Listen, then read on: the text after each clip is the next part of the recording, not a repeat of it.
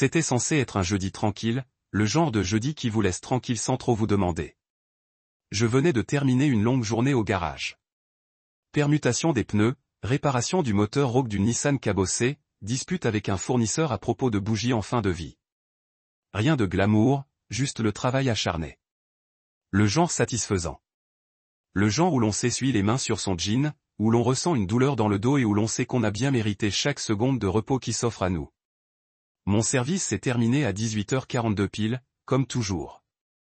J'ai attrapé mes clés, essuyé la graisse de mes articulations et suis sorti dans l'air frais de l'Ohio avec une simple pensée en tête. Rentrer chez moi, faire chauffer les restes au micro-ondes, peut-être regarder le match. Sauf que, arrivé sur le parking derrière le garage, le chargeur n'était plus là. Je suis resté immobile une seconde, comme si l'asphalte pouvait m'offrir une explication si je regardais bien. Mon cœur a fait un bond, puis, de nouveau, il n'avait pas été volé. C'était impossible. J'avais le seul jeu de clés. Personne n'a touché à cette voiture sans que je le sache. J'ai fait le tour du parking 2 fois, puis j'ai vérifié au coin de la rue, même si je ne m'y étais jamais garé. Rien. J'ai appelé Miranda directement sur la messagerie. Ma paume s'est mise à transpirer. Cette voiture n'était pas qu'un moyen de transport. C'était ma récompense, ma raison. Chaque pièce m'était passée entre les doigts. Disque de frein neuf, suspension réglée, jantes noircies que j'avais trouvées pour pas cher dans une casse de Columbus. J'avais passé des nuits sous ce truc, avec rien d'autre qu'une lampe de poche et du jazz fredonné dans une enceinte portable. Cette voiture me connaissait. Elle m'attendait et maintenant, elle n'était plus là. J'ai rappelé. Cette fois, Miranda a décroché. « Dis-moi, chérie, tout va bien ?» Sa voix était légère. Trop légère. « Où est le chargeur ?» Elle a marqué une pause. « Oh, je l'ai prise pour un entretien d'embauche. » Il y a eu un long silence de mon côté. Bref, elle quoi? Elle devait se rendre à cet entretien en centre-ville et elle a dit que son téléphone était mort et qu'elle ne pouvait pas prendre un Uber. Je ne pensais pas que ça te dérangerait.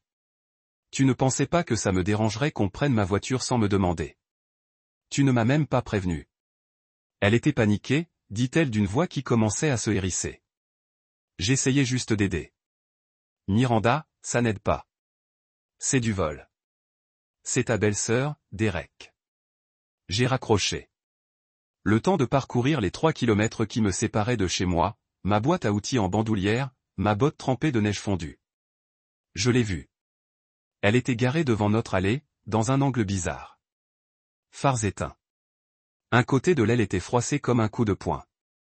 Ma voiture, mon chargeur endommagé. Le rétroviseur était suspendu à des fils.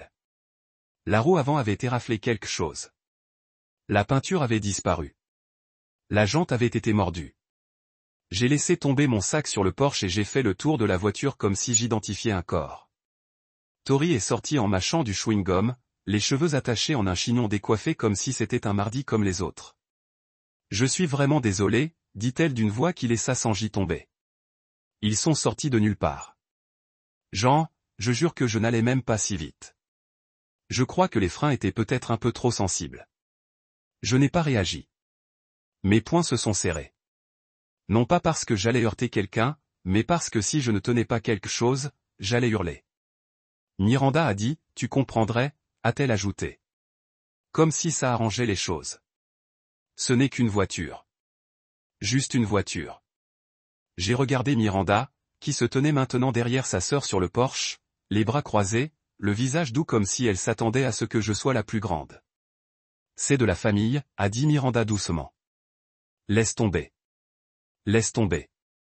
Je suis allé au garage, pas pour réparer quoi que ce soit. Ça ne servait à rien pour l'instant. J'avais juste besoin de m'asseoir dans un endroit qui ne me manque pas. J'ai ouvert le tiroir où je rangeais mes chiffons en microfibre. Le spray lustrant que j'utilisais seulement le week-end. Le désodorisant que Tori avait probablement remplacé par un parfum sucré qui donnerait à mon chargeur une odeur de vestiaire d'ado.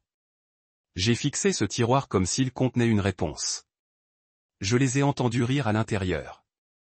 Tori racontait déjà l'histoire comme si c'était un vrai gâchis de sitcom. Alors, je me suis mis sur la mauvaise voie, pas vrai? Et ce type a klaxonné comme s'il n'avait jamais vu une femme conduire. J'ai refermé le tiroir lentement, doucement. Et c'est là que quelque chose a commencé à bouger en moi. Ce n'était pas de la rage. Ce n'était pas de la tristesse non plus. C'était quelque chose de plus serré, de plus dur, comme du béton qui commence à durcir dans les fissures d'une fondation. Je n'ai pas crié. Je n'ai pas foncé à l'intérieur pour balancer des objets. Je suis resté assis là, une main posée sur le capot ouvert d'une voiture qui méritait mieux. Une voiture qui m'avait attendu et qui avait été prise sans hésiter. Ce soir-là, je n'ai pas dîné. Je me suis juste assis sur le canapé pendant que Tori consultait son téléphone, Miranda le sien. J'ai attendu que l'une d'elles revienne sur le tapis. Elles ne l'ont pas fait. Pas vraiment. Juste un petit, c'est réparable, de Miranda et un haussement d'épaule de Tori. Je les ai regardées toutes les deux, confortablement installées dans une maison que j'avais payée. Détendues face aux conséquences de quelque chose qu'elles n'avaient pas eu à réparer. Et j'ai réalisé quelque chose qui m'a donné des frissons. Je n'étais plus chez moi. J'étais chez elles. Cette chargée était plus qu'une voiture. C'était la dernière chose de ma vie qui m'avait appartenu. À moi, épargnée par leur bruit et leur désordre. Et maintenant, elle était détruite. Ce soir-là, j'ai cessé de me taire sur ma propre histoire. Ce soir-là, j'ai commencé à me souvenir de qui j'étais. Avant que, lâcher prise, ne devienne la phrase préférée de Miranda. Avant que Tori n'entraîne son chaos dans mon garage. Et avant que je ne m'autorise à oublier que j'avais tout construit autour de moi de mes propres mains, ce qui signifiait que je pouvais tout reprendre tout aussi discrètement, aussi délibérément. Et c'est ce que je ferai. La voiture de location qu'ils m'ont louée était une Kia Rio. Blanche, compacte, sans âme. Aucun grognement à l'accélération. Pas de bourdonnement satisfaisant au ralenti. Juste un bourdonnement de moustique qui ne voulait pas mourir. Le genre de voiture qui annonçait au monde que je me débrouillais à peine. Je l'ai récupérée au parking de l'autre côté de la ville. J'ai pris ma journée de congé. Pour m'occuper des papiers. J'étais encore rongé par le chargeur. Mon chargeur. La voiture que je n'aurais jamais dû quitter des yeux. L'agent d'assurance m'a adressé un sourire crispé quand j'ai signé les formulaires. Il devait voir ce genre de choses tous les jours. Des gens qui se perdent en morceaux et qui prétendent que ce n'était qu'une déclaration de sinistre. Quand je suis arrivé dans notre allée, Miranda était déjà dehors. Tori à côté d'elle, une tasse à la main comme si elle était à sa place. Miranda souriait comme si rien n'avait changé. Elle est mignonne, a-t-elle dit en désignant la Rio d'un signe de tête. Je suis sorti lentement. C'est temporaire. Toi a passé une main dans ses boucles et a incliné la tête. Tu crois qu'elle sera économique en essence? Je n'ai pas répondu. Je suis juste passé devant eux et je suis entré dans la maison, j'ai jeté les clés sur le comptoir plus fort que prévu. J'étais fatigué. Fatigué de faire semblant de ne pas me sentir étrangère chez moi. Fatigué de rentrer du froid et de ne trouver de la chaleur que dans les appareils électroménagers. Cette nuit-là, j'ai à peine dormi. Je fixais simplement le ventilateur de plafond qui tournait lentement, projetant des ombres sur la pièce comme une aiguille d'horloge paresseuse, comptant à rebours jusqu'à quelque chose que je ne pouvais pas encore nommer. Le lendemain matin, je suis descendu en tenue de travail, manteau zippé, bottes lacées, déjeuner préparé. J'ai attrapé les clés de location accrochées au crochet où je les avais laissées. Disparu. Où sont les clés? Ai-je crié. Miranda est apparue dans le couloir en leggings et sweat à capuche. Je les ai donnés à Tori. J'ai cligné des yeux. Quoi? Elle a un entretien aujourd'hui. Elle a besoin d'un véhicule. Je l'ai juste fixé du regard. Tu te rends compte que c'est la voiture de location qui remplace ma voiture. Celle qu'elle a bousillée. Miranda a haussé les épaules. Elle essaie de réparer des choses. Elle cherche du travail et je suis censé marcher. Elle sourit comme on le fait quand on croit être charmant, mais ça fait plutôt penser à une gifle. On dit toujours que le froid ne nous dérange pas, ouais, quand c'est mon choix. Elle sortit de la salle de bain, les boucles relevées, les talons à la main, déjà habillée comme si elle postulait pour une agence de mannequins plutôt que pour un emploi. Merci de m'avoir laissé prendre, Derek, dit-elle nonchalamment en me frôlant jusqu'à la porte. Je ne dis pas un mot, je regardais simplement la porte se refermer derrière eux et le moteur vrombir. Mes propres pieds me portèrent hors de la maison, sur le trottoir couvert de neige fondue. À 3 kilomètres du magasin, la neige me frappait le visage comme si elle me devait quelque chose. Le temps d'arriver, mes chaussettes étaient trempées. Mes orteils commençaient à s'engourdir. Pourtant, je me mis au travail. C'est ce que je fis. Personne ne se soucie de la façon dont on y arrive, juste que l'on soit là. Le chauffage de la salle de pause fonctionnait à peine. Je me suis réchauffé les mains sous le sèche-linge de la salle de bain pendant 10 minutes avant l'arrivée de mon premier client. Je ne me suis pas plaint. Pas une seule fois. Pas même quand la neige s'est épaissie. Pas même quand j'ai glissé sur une plaque de verglas derrière le garage et me suis blessé au coude. Je suis rentré chez moi à pied ce soir-là. Mon souffle fumait devant moi comme la fumée de quelque chose qui brûlait doucement dans ma poitrine. Quand j'y suis arrivé, la Rio était de nouveau garée de travers. La veste de Tori était jetée sur la rampe d'escalier. Miranda était dans la cuisine en train de préparer des spaghettis comme n'importe quel mercredi. « Dis donc, comment s'est passée ta journée ?» m'a-t-elle demandé comme si je sortais tout juste du supermarché. « J'ai les pieds gelés », ai-je dit. « C'était comme ça », a-t-elle froncé les sourcils. « Eh bien, tu aurais dû porter tes chaussettes thermiques. » Pas d'excuses, pas de reconnaissance, juste des spaghettis pendant des semaines. Voilà le temps que ça a duré. Pendant des semaines à marcher 3 kilomètres dans chaque sens, avec de la neige fondue dans mes bottes, des doigts gelés à tâtonner avec mes clés, à faire semblant de ne pas entendre la musique à fond de la voiture de location pendant que Tori et Miranda partaient en riant comme des adolescentes, à rentrer à la maison et à retrouver leur désordre et leurs excuses. Ils ont utilisé cette voiture comme si elle leur avait été donnée, comme si ma vie n'était qu'un distributeur automatique sur lequel on pouvait appuyer sur des boutons. Je ne me plaignais pas à voix haute. Plus maintenant. Je suis juste devenu silencieux. Les gens pensent que le silence est synonyme de paix, mais le vrai silence, c'est là que les choses s'aiguisent, c'est là que le ressentiment prend racine. Puis je suis tombé malade. Ça a commencé par un mal de gorge, puis des frissons. J'ai fait comme si de rien n'était. Le froid, les longues marches, rien de grave. Mais le 3e matin, je ne pouvais plus sortir du lit. Ma tête palpitait comme une batterie. Chaque toux me donnait l'impression que quelqu'un me rappelait ma poumon. J'ai envoyé un texto à Miranda, « Peux-tu me déposer ? Je ne peux pas venir aujourd'hui. » Aucune réponse. 1 heure plus tard, j'ai appelé. Elle a décroché. « Désolé, ma belle. Je suis déjà sorti avec Tori. Elle avait un autre entretien. Je ne lui ai pas demandé d'explication. Je ne lui ai même pas demandé de revenir. J'ai juste dit, d'accord. Et j'ai raccroché. Cette nuit-là, alors que j'étais recroquevillé sur le canapé avec une couverture et un flacon de Nikil, mon téléphone a craqué. Messagerie vocale. Expert en assurance. Je l'ai écouté d'un œil ouvert. Monsieur Rowan, nous avons terminé l'enquête sur l'accident. J'ai joint le rapport de police officiel à ce message pour vos archives. Il y a un détail particulier dans le récit que je pense que vous voudrez lire attentivement. N'hésitez pas à nous appeler si vous avez des questions. J'ai cligné des yeux en regardant l'écran. Rapport de police. Mon cœur s'est remis à battre. Ni de panique, ni de peur, mais de ce lent battement familier qui annonce quelque chose. J'ai ouvert le dossier et ce que j'ai lu m'a complètement écœuré. La note de l'agent. La conductrice a déclaré qu'elle n'avait pas l'autorisation de utiliser le véhicule. Prétendu malentendu. Propriétaire absent au moment de l'incident. Pas d'autorisation. Elle leur a dit qu'elle n'avait pas l'autorisation, ce qui était vrai, mais elle l'a avoué aux forces de l'ordre. C'était tout ce que j'avais besoin de savoir. Sauf qu'elle n'était pas la seule. Miranda avait dit lui avoir prêté la voiture. Elle l'a défendu, arguant que c'était de l'aide, m'a dit que j'étais sévère, mais le rapport disait la vérité. Ils savaient. Ils savaient tous les deux ce qui s'était passé. Ils savaient que c'était un vol, que c'était mal, et ils m'ont menti en pleine face.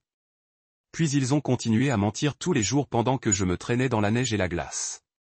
Pendant que je réparais des voitures et perdais le sommeil, pendant que je tenais les morceaux de ma vie ensemble avec rien d'autre que des mains calleuses. Ce message vocal ne m'a pas seulement informé. Il a fait bouger quelque chose. Pas avec du bruit, pas avec des feux d'artifice, mais avec une certitude tranquille. J'ai de nouveau fixé le plafond cette nuit-là. Seulement, cette fois, je n'attendais pas que le froid passe. J'attendais que mon heure arrive. J'ai écouté ce message 3 fois. Non pas parce que je ne comprenais pas, mais parce que j'avais besoin d'entendre les mots résonner sur les murs. C'était une chose de soupçonner que les gens sous son toit mentaient. C'en était une autre de le voir confirmé par un rapport de police. La conductrice a déclaré ne pas avoir la permission d'utiliser le véhicule. Ces mots me trottaient dans la tête comme une balle qui refusait de s'arrêter. Et l'agent l'avait écrit proprement. Pas de place pour une mauvaise interprétation. Tori savait ce qu'elle avait fait. Elle l'a avoué sur les lieux, probablement avec de fausses larmes et des lèvres tremblantes, juste assez pour arracher la compassion à n'importe qui en uniforme. Mais ce qui m'a brisé, vraiment brisé quelque chose de fondamental, c'était Miranda. Sa voix m'est revenue aussi claire que sur mon répondeur. C'est de la famille, Derek. Laisse tomber. Elle n'avait pas paniqué en me disant ça. Elle n'avait pas été confuse.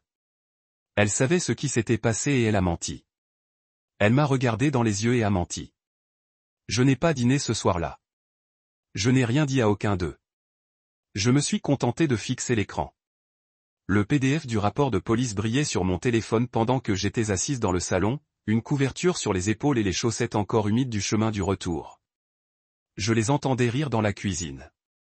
Tori et son gloussement aigu. Miranda qui ricanait comme une écolière. Ça me donnait la nausée. Leur façon d'emménager dans la maison, comme si elles étaient colocataires dans une sitcom et que j'étais l'invité indésirable. Je me souviens que Tori avait dit, il va s'en sortir. Ce n'est pas comme si j'avais fracassé une Lamborghini. Et Miranda avait répondu, je sais. Il est juste coincé dans ses habitudes. Il a toujours été comme ça. Celle-là m'a fait mal. Non pas parce que c'était méchant, mais parce que c'était dédaigneux. Comme tout ce que je faisais, faire des doubles journées, économiser, entretenir cette voiture jusqu'au dernier boulon, n'était qu'une routine, un tic-tac. Quelque chose qu'elle pouvait ignorer comme une bizarrerie chez un mari de sitcom. Le lendemain matin, je me suis habillé comme d'habitude, j'ai préparé mon déjeuner comme d'habitude, mais quand j'ai ouvert la porte, la Rio n'était pas là. Encore une fois, je l'avais reprise. Debout sur le porche, vêtu de mon épais manteau, je fixais la place vide dans l'allée, tel un homme regardant la brume se dissiper. J'allais au travail comme toujours, les pieds engourdis au deuxième pâté de maison, le souffle court et brûlant dans l'écharpe que j'avais enroulée autour de mon visage. Les trottoirs n'étaient pas déneigés, alors je marchais péniblement dans la neige fondue jusqu'aux genoux, maudissant chaque pas en silence. Arrivé au magasin, mon pantalon était trempé jusqu'aux cuisses et mes doigts étaient raides à force de serrer la thermos. J'avais apporté du café déjà froid. Mon collègue Eddie siffla en me voyant. « Tu marches encore ?» Location très demandée, murmurai-je en accrochant mon manteau. Il plissa les yeux. « Tu sais, je craquerais si on touchait ma voiture comme ça. » J'approche. Il ne demanda rien d'autre. Il me tendit juste le carnet de contraventions de la journée et me laissa tranquille. C'était quelque chose que j'appréciais chez Eddie. Il savait quand un homme mâchait du verre dans sa tête. À midi, je me suis assis sur une caisse au fond du garage et j'ai ressorti le rapport. Je l'ai simplement regardé, même si je l'avais mémorisé.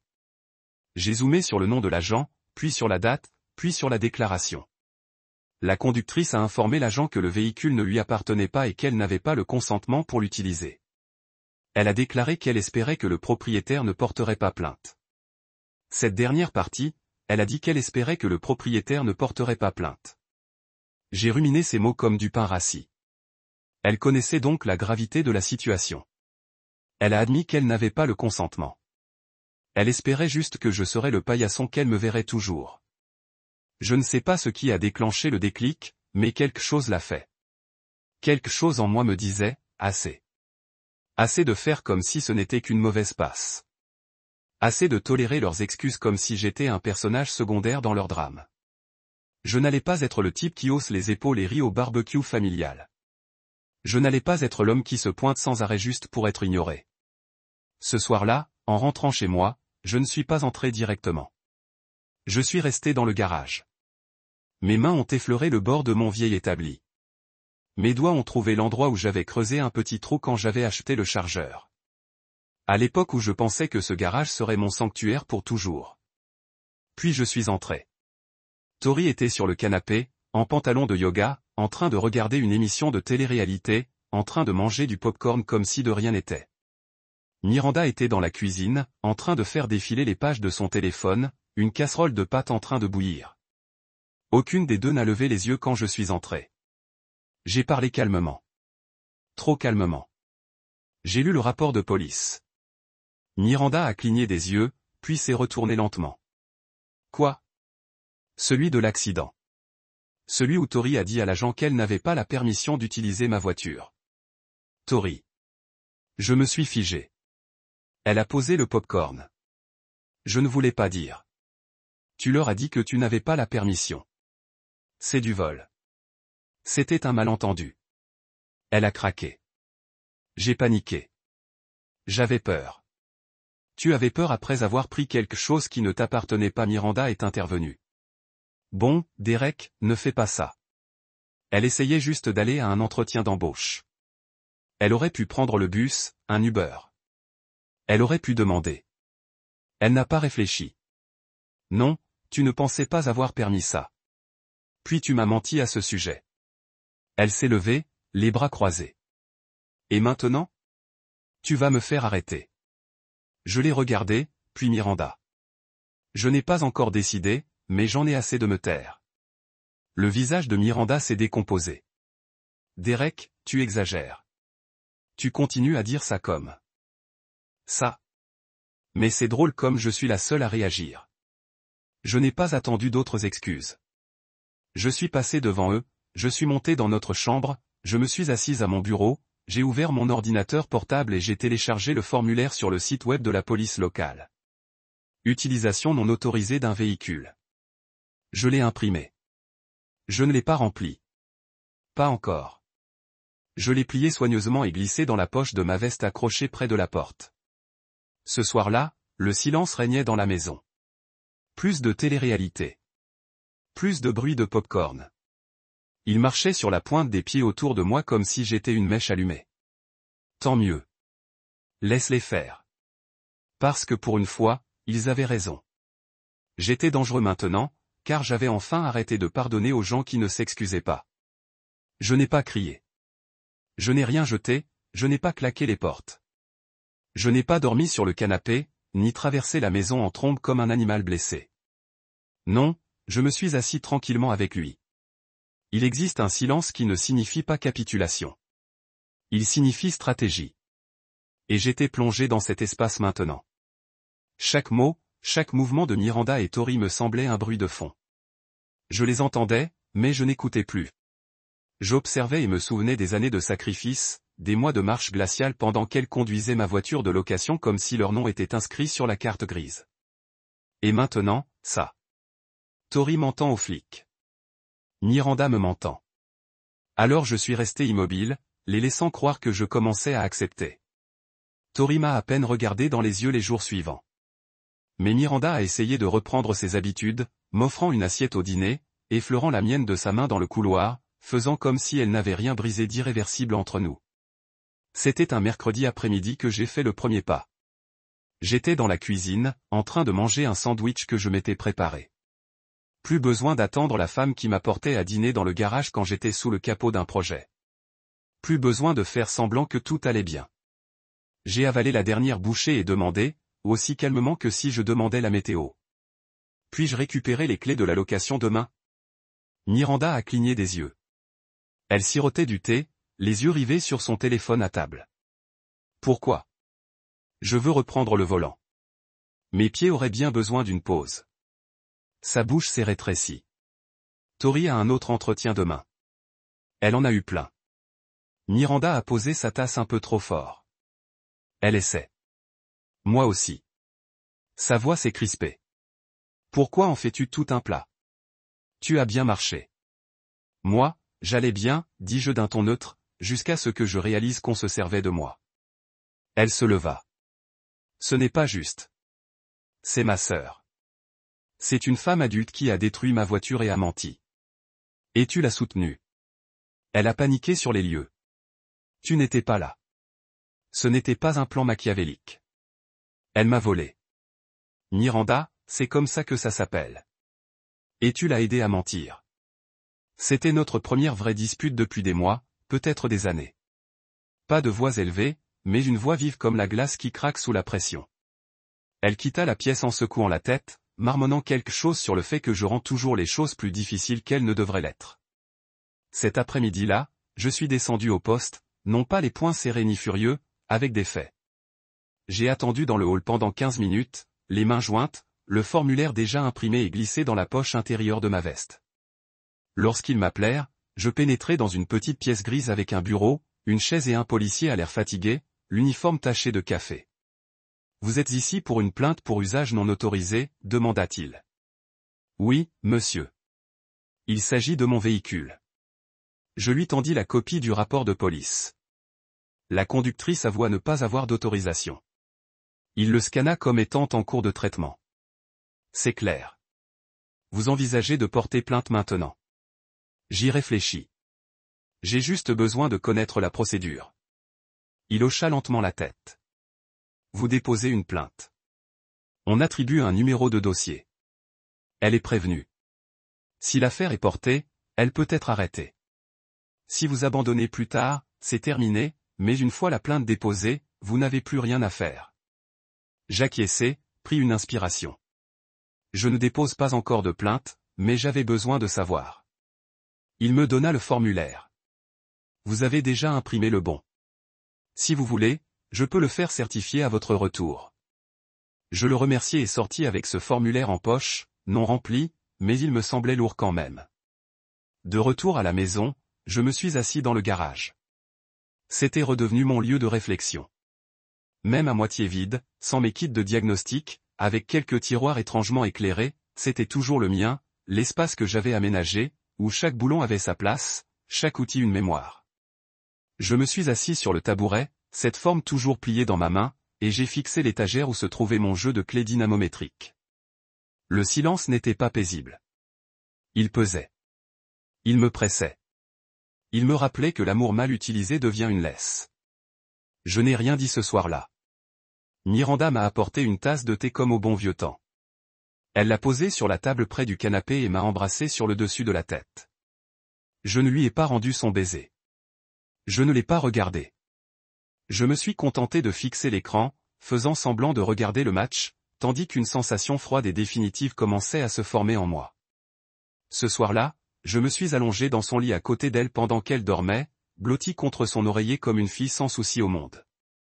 Je fixais à nouveau le ventilateur de plafond, comptant chaque rotation comme si le temps passait sur un fusible.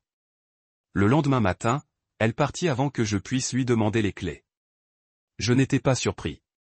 Plus tard dans l'après-midi, je parcourus à nouveau les 3 kilomètres jusqu'au travail, plus par habitude maintenant que par obligation. Je voulais cette distance. J'en avais besoin pour réfléchir. Eddie me tendit un sandwich de sa femme.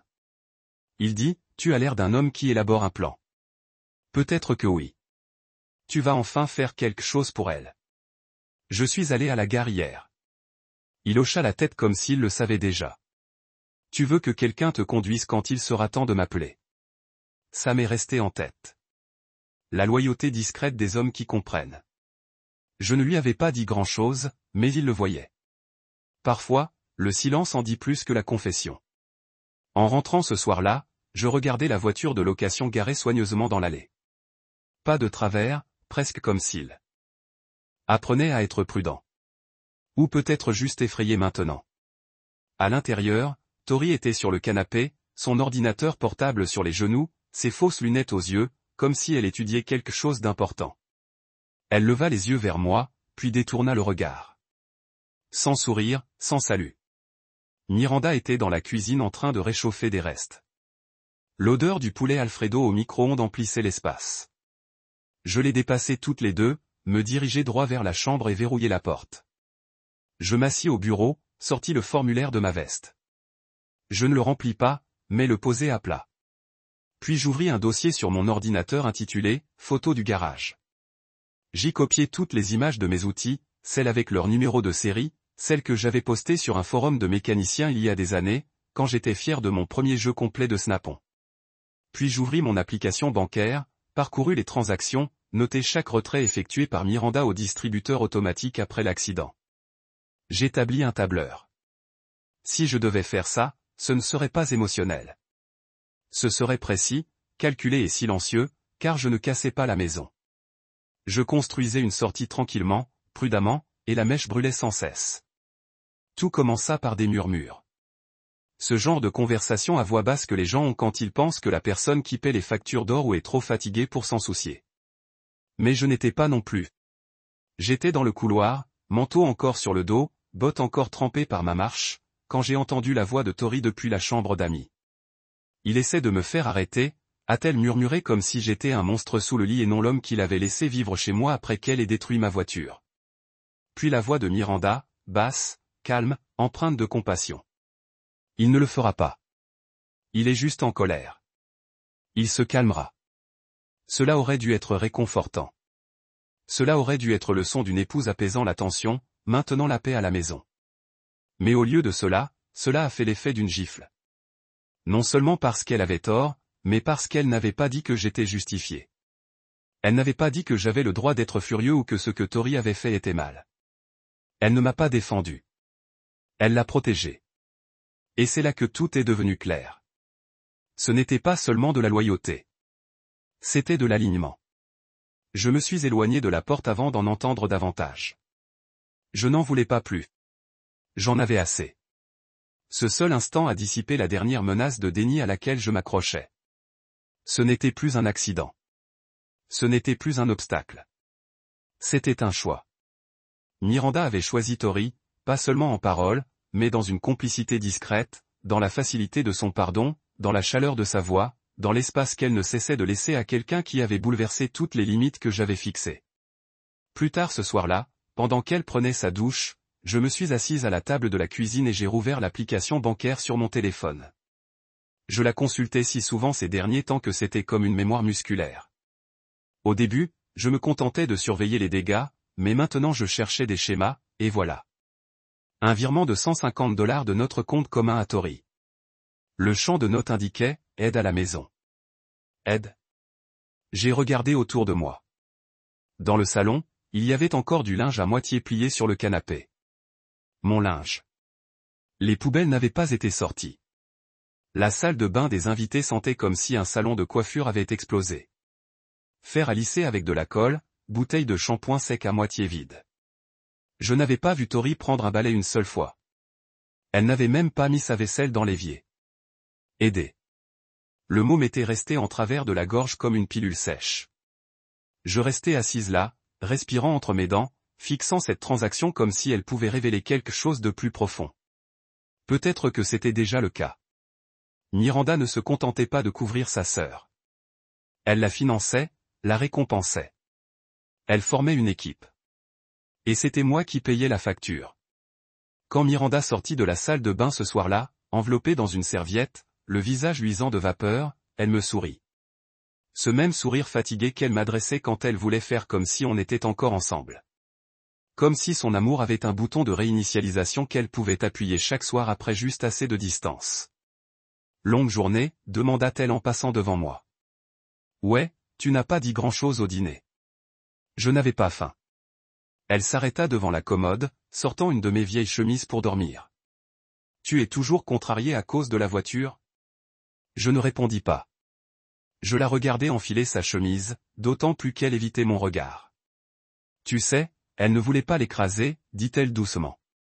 C'est juste qu'elle a du mal ces derniers temps. Je me levai lentement et me dirigeai vers la porte. Tu lui donnas de l'argent. Miranda se retourna en plissant légèrement les yeux. Excuse-moi. $150 de notre compte pour avoir aidé à la maison. Ses lèvres s'entr'ouvrirent puis se refermèrent. Elle a essayé. Je lui ai dit que je la surveillerais jusqu'à ce qu'elle trouve quelque chose avec mon argent. Avec notre argent, corrigea-t-elle rapidement, la voix crispée. Et ce n'est pas comme si c'était une somme énorme. C'est quand c'est pour quelqu'un qui vit à nos crochets et qui ment à la police. Ses épaules s'affaissèrent et je soupirai, l'irritation au coin de ses yeux. Derek, c'est ma sœur. Elle n'est pas parfaite, mais elle essaie. Je m'en fiche qu'elle essaie. Elle m'a pris quelque chose. Et toi? Je m'arrêtai, la gorge serrée. Tu étais à ses côtés. À chaque pas, elle croisait les bras, la teinture encore humide dans ses cheveux. Que veux-tu que je fasse? La mettre dehors? La laisser dormir dans la rue? Elle peut aller chez une de ses nombreuses amies dont elle parle toujours. Elle peut retourner chez ta mère. Bon sang, elle peut vivre dans cette valise pleine de perruques qu'elle garde dans le placard. Mais elle ne reste pas ici. Plus maintenant. La voix de Miranda se réduisit à un murmure. Si elle part, je pars. Voilà. L'ultimatum que je ne m'attendais pas à recevoir si tôt. Non pas que je ne la crois pas capable de le dire, mais parce que je croyais encore, au fond de moi, que j'étais plus important. Je la fixai longuement. Elle ne s'y a pas. D'accord, dis-je. Elle fronça les sourcils. D'accord. Quoi? Si elle part, tu pars. Très bien. Tu n'es pas sérieux. J'en ai fini. J'ai dit avec vous deux. Elle a secoué la tête. Et alors? C'est fini. Vous mettez fin à tout pour une voiture. Ce n'est pas la voiture qui compte. C'est la limite que vous avez franchie en la choisissant chaque jour plutôt que moi. Vous saviez ce qu'elle faisait. Vous avez menti pour elle. Vous mentez encore. Je n'ai pas menti. Alors comment appelleriez-vous ça? Elle n'a pas répondu. Je suis sorti de la pièce, je suis retourné au garage, j'ai sorti le formulaire du tiroir du bureau. Cette fois, je l'ai déplié, j'ai trouvé une épingle, je me suis assis et j'ai commencé à écrire. Tori Monroe, date de l'incident, description du véhicule, récit de l'utilisation non autorisée. Je ne l'ai pas signé, pas encore. Mais l'encre sur le reste semblait être une conclusion en cours. J'ai envoyé un SMS à Keisha Hollis, la référence de mon patron, l'avocate qui a dit qu'elle prendrait mon dossier si jamais je voulais aller de l'avant. On peut se voir cette semaine? Je suis prêt à discuter des options. Elle a répondu en moins de 5 minutes. Absolument. Vendredi à 10h apportez tout. Je me suis adossé au dossier de ma chaise et j'ai de nouveau regardé autour de moi dans le garage. Les tiroirs à outils vides, la photo de travers au mur, de Miranda et moi dans notre premier appartement. À l'époque où elle me regardait encore comme quelqu'un qui valait la peine d'être choisi. Et j'ai su tout de suite. Ce n'était pas seulement le début de la fin. C'était le moment où je replongeais dans ma vie. Parce que si elle pouvait tracer cette ligne dans le sable, alors je pouvais être celle qui la franchirait à pieds joints, sans hésitation. Keisha Hollis ne ressemblait à aucune avocate que j'aurais pu imaginer. Pas de costume guindé, pas de politesse feinte. Elle était vive, calme et parlait d'un ton qui laissait clairement entendre qu'elle ne voulait pas perdre de temps, ni le sien ni le mien. Son bureau sentait l'huile de citron et le cuir, avec des étagères remplies de livres qu'elle lisait vraiment, pas seulement exposés. Elle m'a salué d'un hochement de tête, sans sourire, et m'a fait signe de la main vers le siège en face de son bureau comme si nous étions des coéquipières se préparant à un combat. « Vous avez apporté les documents ?» demanda-t-elle en ouvrant un bloc-notes jaune avant même que je ne sois assis. J'ai hoché la tête et lui ai passé le dossier que j'avais soigneusement rempli. « Veuillez signaler. » Des captures d'écran des messages textes entre Miranda et Tori. Ma déclaration bancaire montrant les transferts. Photo de mes tiroirs d'outils vides. Une image imprimée de la publication de médias sociaux de Tori où elle a plaisanté sur la vie jusqu'à nouvel ordre. La neige pendant la neige. Rumble d'un moteur de voiture juste avant qu'il rugit la vie. Puis-je déposer tout cela?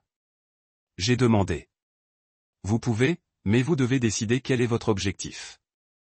Si vous essayez de récupérer vos affaires et de les découper propres, nous devenons civils et stratégiques. Si vous voulez des conséquences réelles, nous déposons des plaintes civiles et criminelles. J'ai regardé son bureau un instant. Je me fiche de la vengeance, mais j'ai fini d'être utilisé. Je les veux de ma vie. Je veux que mon nom soit propre. Keisha acquiesça lentement. Nous ferons les deux. Vous n'êtes pas mesquin, Derek. Vous êtes exploité et nous allons mettre fin à cela. J'ai quitté son bureau avec une enveloppe de manille dans ma main et un bâtiment de tempête dans ma poitrine. Pour la première fois depuis des mois, je me sentais comme si j'avais du traction, comme les roues tournaient enfin dans ma direction. Je suis allé directement travailler après ça. Je ne m'arrêtais même pas pour manger. Eddie m'a jeté un coup d'œil et a dit, « Vous obtenez votre guerre, général. » J'ai un bulldozer. Il a ri. Bien. Tu as besoin de quelqu'un qui ne tressaille pas. Liste. De retour pendant que je traversais la glace et les bottes qui ont fait éclater. Je n'ai même pas dit à mon patron que je partais. J'ai juste attrapé mon manteau et je suis monté dans la location. La porte de garage était déjà ouverte lorsque je me suis arrêté. Une demi-perruque, 2 bouteilles de vernis à ongles, un fer à friser et une demi-boîte de vin vide. Elle était à l'intérieur de la maison, probablement sur le canapé, riant d'une vidéo. Mais je suis allé directement au tiroir. Le haut a été dépouillé comme je me suis souvenu. Mais maintenant, j'ai remarqué de nouveaux détails. Une faible empreinte où mon ensemble à cliquer était utilisé pour s'asseoir. Un rectangle poussiéreux où le scanner de diagnostic s'était reposé. Elle n'avait même pas nettoyé les surfaces après les avoir pris. Je l'ai simplement vidé et a quitté les fantômes. J'ai déménagé dans les étagères. Les clés de couple ont disparu. Le testeur de compression est parti. Même la lampe de poche avec mon nom gravé sur la base a disparu. Cette lampe de poche était avec moi depuis l'école de commerce. Je l'ai achetée avec mes 40 derniers dollars au cours de ma 2e année. À l'époque où Miranda s'asseyait sur le pertubage et attend que je descendais des quarts de retard dans le garage d'apprentissage. En arrière quand elle apportait du café chaud et parlait de notre avenir. Non, cette même femme a aidé sa sœur à mettre en gage ma vie un outil à la fois. Je suis entré dans la maison. Miranda était dans la cuisine, le téléphone à la main, prétendant qu'elle ne me voyait pas. Tori riait du canapé. Elle leva les yeux quand je suis entré. Quoi de neuf? Elle a dit comme si nous n'étions que des colocataires qui passaient dans le couloir. Je l'ai regardé pendant 10 secondes. Puis j'ai demandé, vous vendez mes outils maintenant? Son visage se contracta. Elle cligna des yeux. De quoi parlez-vous? Facebook Marketplace, Team 89. Ce sont les miens. C'est mon ensemble. Vous utilisez mes photos. Ma table. Elle se leva, la voix soudainement serrée. Vous n'avez pas la preuve que ce sont les vôtres. Et en plus, je pensais que vous n'en aviez plus besoin. Miranda a finalement levé les yeux. Derek, allez. Vous réagissez à nouveau de manière excessive. Ce ne sont que des trucs. Je me chuchotais. Ces outils ont construit cette maison. Il est en train de faire de la location dans les pièces. Felonie. Compris. Envoyez-moi toutes les photos et non. Nous décevons maintenant. Tori plissa les bras. Vous ne pouvez pas prouver que j'ai fait quoi que ce soit. Oh, je n'ai pas à le faire. Dis-je calmement. Vous avez publié vos propres confessions. Et puis je suis retourné vers le garage, je suis fermé la porte et je me suis assis sur le tabouret avec mon visage dans mes mains. Non pas parce que j'étais brisé, mais parce que j'avais fini de prétendre que je ne pouvais pas les casser. Je n'ai pas dormi cette nuit-là. Je ne pouvais pas. Mon corps était immobile, mais mon esprit a rythmé la longueur de chaque mémoire, chaque conversation, à chaque moment. J'ai ignoré ce qui était juste devant moi. C'était tout un long vol lent de mes affaires, ma paix, ma place chez moi. Je pensais que Tori conduire mon chargeur. Sans autorisation était le début. Mais non, c'était juste la première chose que je pouvais voir. Le vrai vol avait eu lieu derrière mon dos depuis beaucoup plus longtemps. Un socket set, un mensonge, une excuse à la fois. Je me suis assis sur le canapé du salon à 2 heures, ordinateur portable équilibrait mes cuisses, un bloc-notes à mes côtés. L'écran brillait le bleu froid dans la pièce sombre. Miranda dormait à l'étage. Si elle dormait du tout. Tori ronflait doucement de l'autre côté du couloir, étendu comme quelqu'un qui n'avait jamais de raison de s'inquiéter. J'ai commencé avec l'ordinateur portable de Miranda. Elle s'est rarement déconnectée. Son histoire de navigateur a raconté une histoire qu'elle n'avait jamais prévu de dire à haute voix. Comment mettre en gage des outils Snap-on? Meilleur site pour la revente de l'équipement mécanique. Les prêteurs sur gage vérifient les numéros de série? Et puis sur 2 jours distincts, un avant l'accident et un après, elle avait fouillé, un conjoint peut-il porter des frais de propriété volés? Celui-là m'a arrêté. Je l'ai regardé plus longtemps que toute autre chose. Elle avait en fait considéré la possibilité que j'irais aussi loin. Et au lieu d'arrêter Tori ou de venir me voir avec la vérité, elle avait googlé des conséquences juridiques. Elle avait calculé. J'ai vérifié son email ensuite. Je n'avais pas son mot de passe, mais elle ne s'est jamais déconnectée. Quelques messages signalés à sa sœur. Soumettre des lignes comme les photos de l'ensemble de cliquets et combien devrions-nous demander le scanner. Les pièces jointes avaient disparu, probablement supprimées, mais les sujets étaient suffisants. J'ai cliqué sur le courrier électronique de Tori. Je connaissais son mot de passe. Elle a utilisé la même pour tout. Son anniversaire et le nom de son chat du lycée. Je l'avais entendu dire une fois lors de la connexion à Hulu. Je l'ai tapé, la boîte de réception s'est ouverte, et ce n'était pas le cas. Une chaîne de conversation avec les acheteurs. Un message s'est démarqué. Ce gars ne remarque même pas ce qui manque. Lol. Ma sœur dit qu'il est trop fatigué pour garder une trace. Si j'en publie quelques-uns à la fois, il ne le remarquera pas avant que tout ne soit parti. Elle parlait de moi comme si j'étais une ombre. Comme j'ai fermé l'ordinateur portable et je me suis assis là. Le radiateur a démarré. Le réfrigérateur fredonna. La maison que j'avais construite, les murs que j'avais peints, le revêtement de sol que j'avais remplacé une planche à la fois avait l'impression de ne plus me reconnaître. Ou peut-être que c'était le cas. Peut-être que ça avait regardé aussi, se demandant quand je le verrais enfin. Je n'ai pas dormi. J'ai attendu. Au lever du soleil, j'étais déjà habillé. J'ai fait du café, préparé mon déjeuner, emmené le dossier avec moi à la boutique. Je n'ai pas dit un mot à l'un ou l'autre. Tori dormait encore quand je suis parti. Miranda se brossait les cheveux dans le miroir du couloir.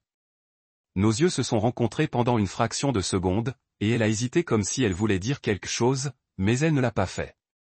Bon. Je n'étais pas d'humeur à de nouveaux mensonges. Je cataloguais toujours les anciens. Au travail, j'ai montré à Kesha le dossier numérique complet que j'ai construit pendant la nuit. Elle lui a parcouru avec ses lunettes sur son nez. C'est hermétique, a-t-elle dit. La valeur en dollars sur ces outils seule qualifie cela pour le vol de crime en Ohio. Elle a tapé une capture d'écran. Le courrier électronique de Tori se vante de moi d'être trop fatigué pour le remarquer. C'est une action consciente de l'intention d'or. Elle ne peut pas revendiquer l'ignorance pour accident. Et Miranda ? J'ai demandé. Elle n'est pas décrochée. Aider et encourager, implication financière, collusion du conjoint. Nous avons de la place à construire. J'ai frotté mon visage. Je ne peux toujours pas le croire. C'était ma femme. Kesha leva les yeux. Non, elle était votre responsabilité. Cela m'a frappé différent venant de quelqu'un d'autre. J'ai hoché la tête. Elle a poursuivi, voici ce que nous ferons. Tout d'abord, déposer le rapport officiel. Nommer Tori comme le principal délinquant. Incluez la valeur de vente au détail estimée de tout ce qui est volé. Je n'autoriserai et le soumettrai à la cessation du comté. Pendant des mois. Il ressemble à des scènes de crime maintenant. Ville partout. Trop où ma fierté vivait. J'ai pris de nouvelles photos, marquées chacun avec une légende et un horodatage dans un lecteur partagé que j'ai créé pour Kesha. Puis j'ai ouvert une petite boîte de verrouillage dans le coin. J'ai gardé quelques articles personnels là-dedans, des photographies, des titres, des polices d'assurance. Mon reçu d'achat d'origine pour le chargeur était également là. Je l'ai tenu un instant. Le souvenir de cette journée, à quel point je me sentais fier de le chasser du lot, pas flashy, mais propre, rapide, le mien. J'ai entendu le ruisseau d'or ouvrir derrière moi. C'était Miranda. Elle se pencha dans le cadre, les bras croisés. Vous avez été vraiment silencieux. Je ne l'ai pas regardé. Vous avez été vraiment malhonnête. Elle soupira, se rapprochant. Je comprends que tu es bouleversé. Pas. Je l'ai coupé. Ne le minimisez pas. Ne l'emballez pas comme si j'étais simplement bouleversé. Vous l'avez regardé démanteler ma carrière, mon garage, ma vie et vous avez aidé. Je ne l'ai pas aidé, dit-elle rapidement. Vous avez transféré son argent. Vous ne l'avez pas empêché de voler. Vous avez menti sur la voiture. Tu m'as menti. Ses yeux brillèrent. C'est ma sœur et moi étions ton mari. Silence. Je ne savais pas que ça ferait du mal, a-t-elle dit. Je pensais que je ne sais pas ce que je pensais. Je ne voulais tout simplement pas qu'elle se sente seule. Donc, vous vous êtes assuré que je l'ai fait à la place. Elle grimaça mais n'a pas répondu. J'ai tenu le dossier. Je porte des frais demain. Sa voix craqua. Tu lui ferais vraiment ça? Elle me l'a déjà fait. Je suis passé devant elle dans la maison. Placé le dossier sur la table à manger. Plus d'avertissement. Plus de questions. Tori n'avait pas seulement volé mon garage. Elle avait volé mon nom, mes efforts, mes années. Et Miranda. Elle a tenu la porte ouverte pendant que cela se produisait. Demain, le monde saurait ce que j'ai toléré trop longtemps, et il l'apprendrait. Je n'étais plus si fatigué mulet. J'étais un homme qui récupérait ce qu'ils n'ont jamais mérité de toucher. C'est ma mère qui l'a vu en premier. Elle a appelé juste après avoir fini de remplacer un rotor de frein sur le SUV d'un client. Sa voix un mélange de confusion et de préoccupation. « Derek, êtes-vous et Miranda séparés ?» La question a atterri comme une clé à l'intestin. « Non, dis-je prudemment. » Essuyez la sueur de mon front avec le dos de ma main. « Pourquoi ?» Elle hésita. Elle a posté quelque chose d'étrange. Je ne voulais pas. Supposé, mais eh bien, je pense que vous devriez le voir. J'ai essuyé mes mains, je suis sorti des portes de la baie et je me suis penché contre le bâtiment. Mes doigts tremblaient en ouvrant Facebook. Notification, demande d'amis, anniversaire, juste du bruit jusqu'à ce que je le voie. Miranda Monroe venait de mettre à jour sa photo de profil. Il a été pris dans une cave, tous les filtres à l'heure d'ordoue. Dans ce document, Miranda sourit, la tête inclinée dans les conservateurs. Ils ont chacun tenu un verre à vin au milieu de la tête. Leur visage était rincé de joie. Leur légende correspondait également. Miranda a lu « Nouveau début ». Le véritable amour ne vous trahit jamais. La version de Tori, certaines choses n'ont pas besoin d'étiquette. La loyauté parle plus fort que les titres. Et puis, juste pour être sûr que je le lisais bien, je faisais un zoom sur. Le bras de Tori était autour de la taille de Miranda. La façon dont vous ne touchez pas un frère. La façon dont vous ne touchez pas quelqu'un avec qui votre sœur est mariée. Mon pouce planait sur la photo. Je n'ai pas aimé. Je n'ai pas commenté. Je ne l'ai partagé ni envoyé à personne. Je l'ai juste regardé l'élégance ridicule de leur sourire, les bracelets de charme assortis, l'implication que j'étais le méchant dans leur histoire d'amour. Je pouvais entendre la légende dans la voix de Miranda comme si elle le chuchotait directement à mon oreille. Le véritable amour ne vous trahit jamais. Alors qu'est-ce que c'était? Je suis retourné dans la boutique et j'ai montré à Eddie le poste. Il plissa. Est-ce? Ouais, j'ai dit. C'est elle et elle. Il a sifflé. Merde, mec. C'est froid. Il n'avait pas à en dire plus. Il n'avait pas à demander ce que je ferais. Nous le savions tous les deux. J'avais déjà commencé le processus. C'était juste de l'essence sur un feu déjà rugissant. J'ai quitté la boutique tôt ce jour-là. Ne pouvais pas se concentrer. J'avais l'impression que ma peau ne correspondait plus, comme si je me promenais dans la vie de quelqu'un d'autre et que je ne le réalisais que maintenant. Je suis rentré chez moi, je suis allé directement au garage et je me suis assis sur le banc où mon ensemble de douilles vivait. L'air là-bas sentait différent maintenant. Moins d'huile, plus de poussière, comme l'âme de l'endroit avait été grattée avec les outils. J'ai pris mon téléphone et j'ai appelé Keisha. J'ai besoin de déposer le prochain rapport, ai-je dit. Sa voix était stable, claire. J'ai vu le poste. Il circule. Elle a marqué quelques mutuelles.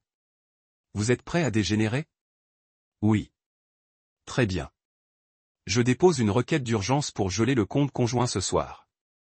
Nous incluons la capture d'écran comme preuve d'une fausse déclaration et d'une fraude potentielle. Les dommages émotionnels sont plus difficiles à prouver, mais la trahison combinée au vol. Nous avons un cas. Nous mettrons également à jour votre déclaration pour les forces de l'ordre. Développez-le pour inclure les modèles de médias sociaux qui soutiennent un plan à long terme entre eux. Bon. Et Derek, oui, j'en ai vu beaucoup. Les gens pensent que la trahison se produit dans les explosions, mais cela se produit en silence, en hochement de tête, dans des approbations silencieuses. Cette image, cette légende, ce n'est pas seulement mesquin. C'est un message. Ils vous osent répondre. Ils obtiendront leur réponse assez tôt. Elle m'a envoyé une liste de contrôle de ce qu'il faut rassembler. Mot de passe du compte, relevés écrits, tout courrier physique lié au compte de jointure. Je me suis mis au travail. Open a ouvert le tiroir où Miranda avait l'habitude de garder nos factures. Les lettres trouvées des banques, les avis de compte mutuels, même certaines offres de cartes de crédit ne m'ont adressé uniquement mais ont été ouvertes. J'ai pris des photos de tout. Je scannais la dernière enveloppe lorsque j'ai entendu la porte d'entrée s'ouvrir. Je suis resté dans le garage. La voix de Tori résonna dans la maison. Nous aurions dû rester plus longtemps. Ce chardonnay était parfait. Miranda rit, étourdie, ivre sur quelque chose de plus que du vin. Tu étais parfait. Silence, puis un bruit sourd. Peut-être qu'ils s'embrassaient. Je ne me souciais pas de savoir. Je suis resté assis, mais quelque chose en moi a bougé. Pas de douleur, pas de jalousie, pas même de rage, de liberté. Cette image, ces mots ont montré quelque chose de clairement clair. Ils m'avaient déjà laissé émotionnellement, moralement, financièrement. La seule chose qui reste était la paperasse. Je suis entré à l'intérieur 30 minutes plus tard, calme, recueilli. Ils étaient sur le canapé, toujours vêtus de leur tenue de cave. Miranda leva les yeux avec un mince sourire, comme si rien n'était cassé, comme si elle pouvait encore jouer à la maison et tromper l'homme qui l'adorait. Et, dit-elle, sa voix légère. Nous avons ramené une bouteille si vous voulez partager. Je vais bien, scintilla le sourire narquois de Tori. Elle se pencha en arrière, tourbillonnant le vin restant dans son verre. Tu as l'air tendu, Derek. J'ai rencontré les yeux de Miranda. J'ai vu ton message. Elle s'est calmée. Vous avez rendu votre position très claire, ce qui facilite le mien. J'ai placé une seule enveloppe sur la table basse. Qu'est-ce que c'est? Miranda a demandé. Un rapport de police mis à jour. Le compte conjoint a été gelé. Miranda a atteint l'enveloppe avec des doigts tremblants. Pride, pas la paix, mais la clarté. Je savais que ce n'était pas quand elle a menti. Ce n'était pas quand Tori a volé. C'est quand ils ont choisi de le célébrer publiquement. C'était le moment où j'ai cessé de survivre à leur trahison et que j'ai commencé à le documenter. 3 jours se sont écoulés. Juste assez longtemps pour qu'ils pensent que je le lâcherai. Assez longtemps pour que Miranda se promène dans un pantalon de yoga et une fausse paix. Comme le gel du compte ne signifiait rien. Assez longtemps pour que Tori possède une histoire Instagram sur le niveau de mise à niveau avec une cible vague sur la coupe de la négativité. Il ne savait toujours pas qui je deviendrais. Il pensait toujours que j'étais l'homme qui allait simplement réparer le robinet, prendre le silence et attendre que quelqu'un d'autre fasse la bonne chose. Mais cette fois, je n'ai pas attendu. Je suis arrivé à la maison à 15h47. Avec le shérif. Ordre de l'application civile en main. Keisha avait tout déposé rapidement et le juge en avait signé encore plus rapidement. Les preuves, les messages, les captures d'écran, les listes de vente sont plus fortes que l'un d'eux n'a jamais eu. Au moment où nous avons franchi la porte, Tori était sur le couche-pied nu mangeant du popcorn en regardant Netflix comme si elle n'avait pas de charge criminelle suspendue au-dessus de sa tête. Elle n'a même pas tourné quand elle a entendu la porte s'ouvrir. Quand elle a vu l'insigne, elle se figea. Madame, dit le député, calme mais ferme. Êtes-vous Tori Monroe? Ses yeux s'écarquillèrent. Quoi? Qu'est-ce que c'est? Il n'a pas répondu. Il lui a juste demandé de se tenir debout. Lui a dit qu'elle avait le droit de garder le silence. Je lui ai dit qu'elle était détenue en épinglant des accusations de vol de crime et de détournement de biens. Elle a commencé à pleurer immédiatement. Loud, pas le genre doux, coupable, mais dramatique et désordonné qui m'a fait me demander si elle comprenait même ce que le remords était censé se sentir. C'était un malentendu. Elle sanglota. Vous n'avez pas à faire cela. Miranda est venue se précipiter de la salle de bain, toujours enveloppée dans une serviette, des empreintes humides traînant derrière elle. Ses yeux se sont éloignés entre Tori et le shérif, puis ont atterri sur moi. Derek, qu'est-ce que c'est? Qu'est-ce que tu fais? Je n'ai pas élevé la voix. Je n'ai pas clignoté. Je lui ai juste remis une enveloppe. À l'intérieur était tout ce qu'elle avait ignoré. Le rapport de police, les listes de mes outils qu'elle a aidé à disparaître, les transcriptions de textes, les photos, et tout en haut, une pétition de divorce. Elle a chuchoté la touche. She went all the way down the driveway. The neighbor peeked through windows. Someone across the street pulled out a phone and started recording. He didn't care. Let them see. Let the world know that Kie doesn't mean weak and calm doesn't mean blind. Inside, Miranda stood frozen. She hadn't moved from the entryway. He never wanted this to happen, she finally said, her voice barely a whisper. He did, he replied. Not out of revenge, but because he finally understood what cela signifiait me défendre. Réparez ceci. Vous l'avez déjà fait. J'ai dit, vous l'avez réparé pour elle. Puis je suis passé devant elle à travers le salon dans la cuisine, ma cuisine, et je me suis versé un verre d'eau avec une main qui ne secouait pas. Parce que pour la première fois depuis des mois, je ne leur survivais pas. Je les retirais. Le garage sentait la rédemption. 6 semaines après que le shérif soit sorti de Tori dans des poignets, je me suis tenu dans cet espace, nettoyé, réorganisé, récupéré. Les tiroirs n'étaient plus creux. Chaque prise, cliquet et clé à couple avaient été remplacées. Pas identiques. Celle-ci avait disparu pour de bon, mais améliorée, mais avec de l'argent, j'ai gagné sans partager de compte. Payé avec le morceau de savoir que personne ne les volerait à nouveau. Tori a plaidé à un vol de crime. Keisha a dit que c'était prévu. Premier délinquant, déclaration coopérante, plus le sentier papier que j'avais construit en brique. Elle a obtenu 18 mois de probation, a été condamnée à payer une restitution et avait maintenant un record qui la suivait comme une ombre qu'elle ne pouvait pas secouer. Je n'ai pas assisté à l'audience. Je n'avais pas besoin de revoir ses fausses larmes. Je connaissais déjà la vérité. Le système n'a pas guéri, mais il a documenté, et c'était suffisant. Miranda a essayé de lutter contre le divorce. Elle a embauché un avocat. Eh bien, quelqu'un qui a regardé la pièce et qui construit comme ça. Mais Keisha a traversé son argument comme une scie à buzz. Pas d'emploi, pas de contribution. Une piste de mensonge, de vol, de tromperie. Elle n'avait pas de jambes pour se tenir debout. Elle a essayé de prétendre que la détresse émotionnelle a insisté sur le fait qu'elle n'était pas au courant des actions de Tori selon lesquelles elle était prise au milieu. Mais les captures d'écran, les transferts bancaires et les appels enregistrés ont indiqué le contraire. Elle est partie avec rien. Aucune réclamation à la maison, pas de voiture, aucune part du petit fonds de retraite que je cultive depuis des années. Tout ce qu'elle appelait autrefois, la nôtre lui était soudainement étrangère. Le juge lui a donné 30 jours pour retirer ses effets personnels, le peu qu'elle avait qui n'a pas été entaché. Elle est venue 2 fois. Calme. Pas de contact visuel. Tori n'est pas revenu avec elle. Peut-être qu'elle était allongée bas. Peut-être qu'ils étaient tombés une fois que les menottes sont venues. Je n'ai pas demandé. Je m'en fichais. Ce qui m'intéressait, c'était le charger. J'en ai acheté un nouveau, à nouveau noir, élégant, immaculé. Je l'ai livré à la boutique, pas à la maison. Je voulais la première fois que je l'ai vu à la lumière du jour pour être quelque part sacré, quelque part honnête. Mes collègues se sont rassemblés autour de lui comme si c'était un nouveau-né. Ils ont compris. Ils savaient ce que cette voiture représentait. Pas seulement la liberté, pas seulement le pouvoir, mais l'identité. Une façon de dire, je suis toujours là. Je sais toujours qui je suis. Je l'ai ramené à la maison.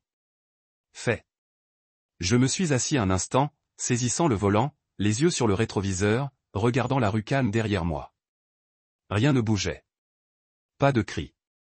Pas de drame. Juste de l'air. Juste de l'espace. Juste le mien. À l'intérieur.